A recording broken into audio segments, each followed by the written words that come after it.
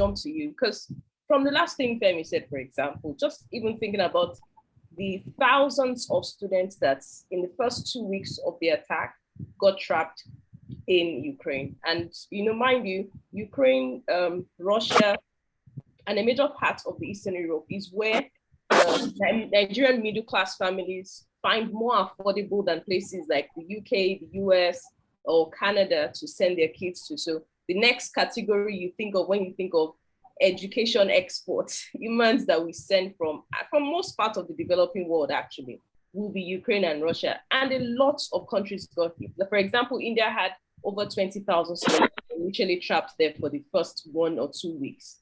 So, Binga, I would like you to just talk to the impact of that crisis back at home. We know a number of issues we've seen. We've talked about wheat. We've heard about wheat in the news. We've heard about the crude oil price opportunity that opened up and all of that. So I'd just like you to speak to some of the key impacts, either opportunities that we can also look at and what we should expect to experience in Nigeria as a result of the Russia-Ukraine crisis. Thanks, Fumi. So I'm going to start from where we stopped. That's about the impact it's having, the humanitarian impact. Like Femi said, we have about 4,000 Nigerian students studying in Ukraine. And just like you said also, Ukraine and Russia and some part of Eastern Europe has become the destination for education for Nigerians and some other Africans who intend to study courses like medicine and some tech courses. So the Nigerian government has done something responsible by trying to evacuate the students, and this was estimated to have cost about $8.2 million. This money, if this had not occurred, $8.2 million would have been diverted into something more productive. And if you look at these guys who have gone to study abroad, after their studies, a couple of them still stay back in Ukraine, or they find their way into other European or developed countries. And these people, you expect that they would form part of those Nigerians who will be sending funds back home to family and friends. So in a way, this is going to impact adversely on potential diaspora remittances that we expect to see in the coming years. So Russia is the second largest exporter of crude oil globally, and its output is pivotal into determining the international crude oil prices. So due to this Russia-Ukraine war, there's a lot of, and we know there's, like Femi said, there's been a lot of economic sanctions on Russia by influential Western countries.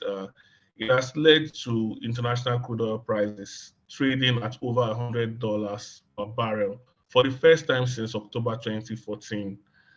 As an oil exporting nation, Nigeria is supposed to take out, this is supposed to be good news. However, we're not taking full advantage of this because we are producing less than our capacity, and we import refined petroleum products into Nigeria. Based on OPEC's production data of February 2022, Nigeria's output is about 1.4 million barrels per day, as against 1.7 that we should be doing.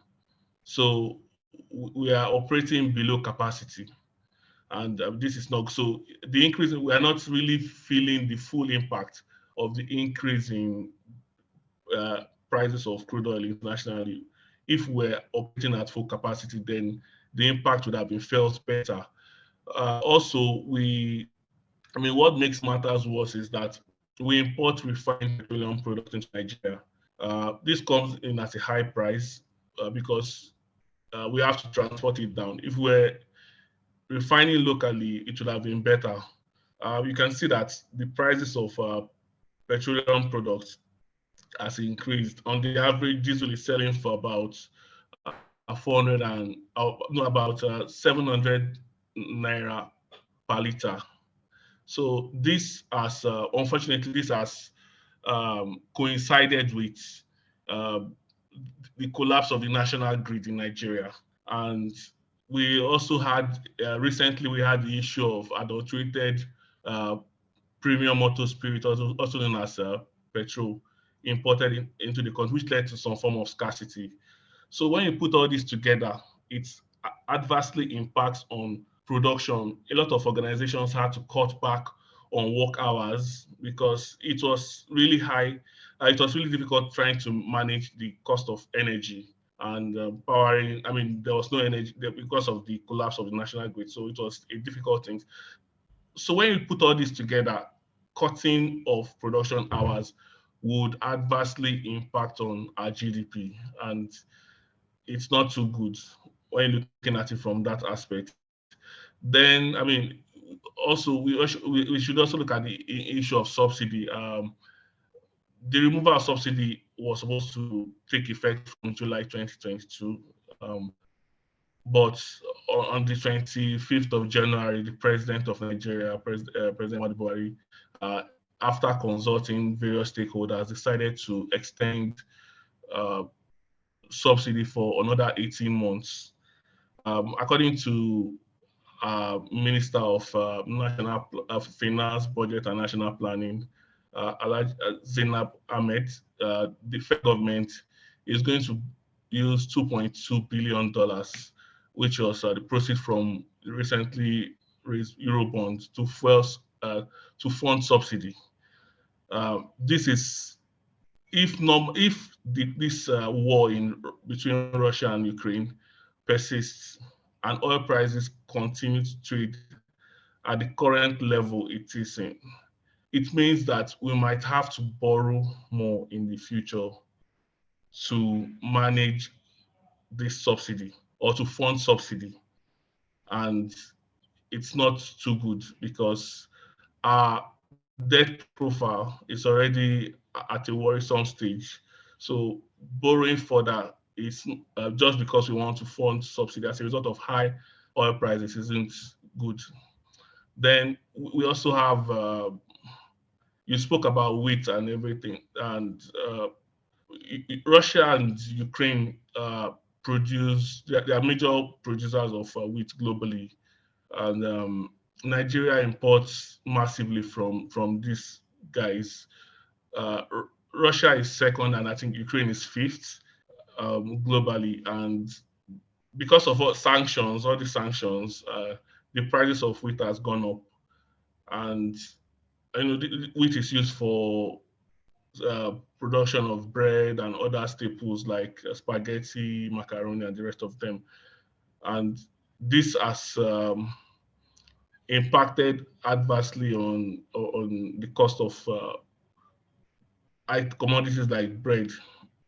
So the average Nigerian family is feeling the impact of this. It's not too good for. And if we also look at maize, at Ukraine is one of the largest producers of maize. Maize is supposed to be like a substitute to wheat. So the price of maize has also increased in the international markets. Then if you also look at it from the perspective of fertilizer, also Russia and Ukraine are major producers of fertilizer globally. They account for together. I think they account for about 35% of fertilizer, and this is also going to have an adverse effect on the supply of fertilizer globally, as well as the price. But the good thing for us, or the good news for us, is that we have the Dangote fertilizer plant that is, we hope would take advantage of this situation. Then Nigeria also has some other personal interests, and we all know the Ajaokuta steel mills. And I think of recent, Nigeria has gone into talks with Russia on how to revive the Ajaokuta steel mill. But these conversations cannot proceed because I don't think Nigeria would want to incur the wrath of the um, the big nations who have sanctioned Russia. So I think this would be put on hold. You're basically emphasizing other points that will we've been hearing a lot of lately, which is global food crisis. And obviously, we're already dealing with about 16, 17% in inflation rates this year in the country. And not to talk about the fact that with us depending on countries like Russia and Ukraine for staple items, which should, bread, it is every man's food. The guy on the street, even if he can't get a decent meal, he could possibly just take bread off the petty trader on the streets. So, and as we look at agriculture, we look at food crisis, we look at the FX exposure of what's happening in Ukraine. I think like we can talk about the impact of the the recent CBN policy, RT200. I know it's supposed to address the FX shortage issues, and we're also supposed to look at how is it going to drive the non-oil exports sectors of the economy. So I feel like it's a good time to go into it. Except Femi, maybe you want to add any to what Benga already said. If not, I think we can move. Okay, thank you for me. Benga mentioned that this situation is going to lead to food inflation. And I don't know if my figures are right. I think food inflation is already higher than regular inflation. It's about 3% year on year. So I don't know, maybe people will not even have anything to eat anymore.